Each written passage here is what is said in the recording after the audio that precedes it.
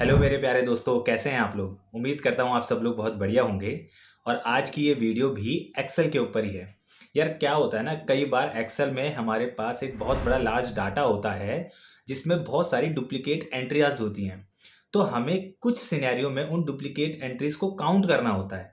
तो इस सिचुएशन में हम क्या करते हैं, हम बहुत परेशान हो जाते हैं कि उसको कैसे करें।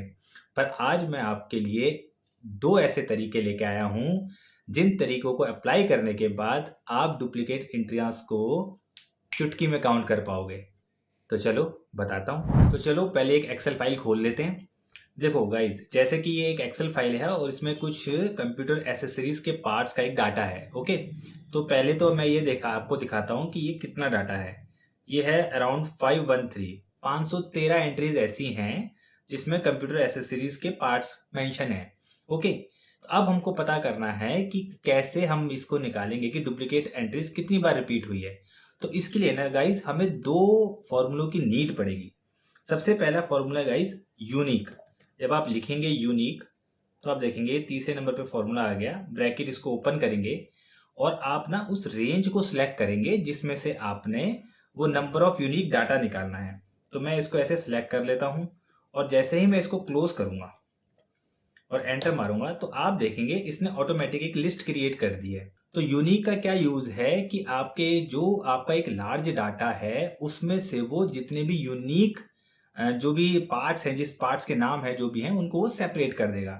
तो इस लिस्ट में से जो 513 आइटम्स की लिस्ट है, बेसिकली 512 हुई, एक तो हेडिंग टाइटल हो गया, उसमें से ये 11 आइटम ऐसे हैं जो यूनिक है। ओके, अब आप बोलेंगे यूनिक तो आ गया, अब काउंट कैसे करेंगे।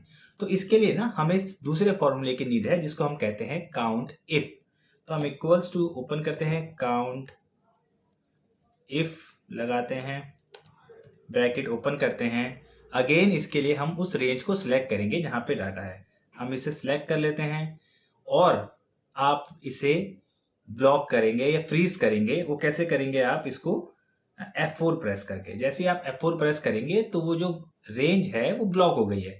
देन आप कॉमा देंगे और आपने क्या ढूंढना है इसमें से, डेस्कटॉप, जो ये वाला सेल है, और देन इसको क्लोज कर देंगे। जब आप इसको एंटर मारेंगे तो आपको बताएगा जो डाटा की रेंज है उसमें डेस्कटॉप 48 टाइम्स आया है।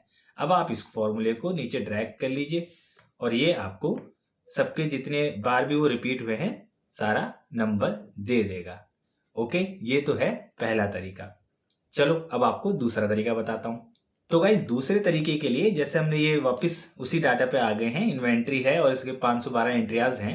तो इसके लिए आप क्या करेंगे ना गाइज, आपको इसमें एक दूसरा एक मेथड आपको मैं बताता हूँ कैसे आप कर सकते हो इसको इजिली। सबसे पहले गाइज आप जहां पे भी डाटा यूज कर रहे हैं, पहले तो इसको एक हेडिंग दे देते हैं, इसको हम नंबर दे देते हैं। ओके, हेडिंग नंबर दे देते हैं। देन मैं यहाँ पे लिखता हूँ 1। 1 क्यों लिख रहा हूँ अभी थोड़ी देर में आपको बताता हूँ। ओके, देन मैं यहाँ पे जाता हूँ कंट्रोल प्लस एरो डाउन करके नीचे तक लास्ट एंट्री आ जाती है। देन मैं यहाँ पे अगेन 1 लिखता हूँ और यहाँ से कंट्रोल शिफ्ट अप करता हूँ तो वो टॉप के 1 तक चले जाएगा। देन कंट्रोल प्लस डी दबाऊंगा जिससे वो डुप्लीकेट हो जाएगा। अब इसका क्या मेन पर्पज था कि हमने 111 इसका काउंट जो है ना वो कंप्लीट 512 सेल्स तक हमने बना लिया है।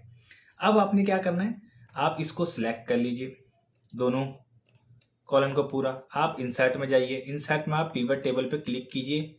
ये आपको ओके करके एक नई शीट पे ले जाएगा। यहाँ पे आप देखेंगे इन्वेंट्री, इन्वेंट्री को यहाँ पे रो पे कीजिए, वो आपको दिखाएगा कितनी यूनिक एंट्रीज हैं।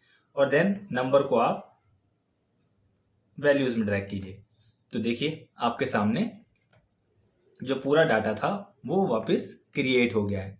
तो बेसिकली हमने पहले वाले वे में दो फॉर्मूलों का यूज किया जिससे कि हमें यूनिक नंबर्स, हमारे यूनिक डाटा हमारे सामने आ गया। देन दूसरा कितनी बार वो रिपीट हुआ है उसका हमने डाटा निकाला। दूसरे तरीके में हमने क्या किया, एक नए कॉलम में काउंट दे दिया, सबको ईच 1 काउंट कर दिया। देन पिवट टेबल की यूज करके हमने सेम डाटा निकाल लिया। तो हो गई प्रॉब्लम खत्म, मिल गया छुटकारा हमेशा के लिए इस परेशानी से। तो यार अगर वीडियो पसंद आई है तो इसको लाइक कर दो। अगर इन्फॉर्मेशन अच्छी है तो इसको ज़्यादा से ज़्यादा लोगों को शेयर करो ताकि उन्हें भी इस प्रॉब्लम का सॉल्यूशन मिल सके, और चैनल को सब्सक्राइब कर लो।